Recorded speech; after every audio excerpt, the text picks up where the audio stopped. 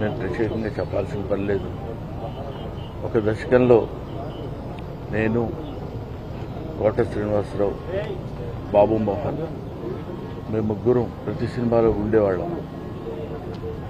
రోజుకు 18-20 గంటలు పనిచేసేవాళ్ళం. ప్రతి లాస్ట్ 40 years 4 decades-గా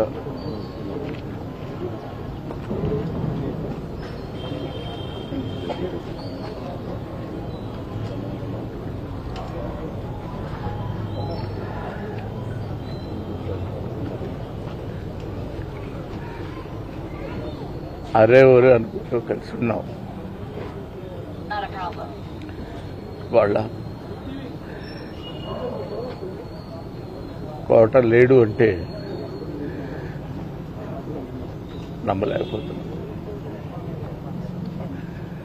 నటన ఉన్నంత కాలం కోట ఉంటాడు. వాడుకు నటరాజపోతుంది.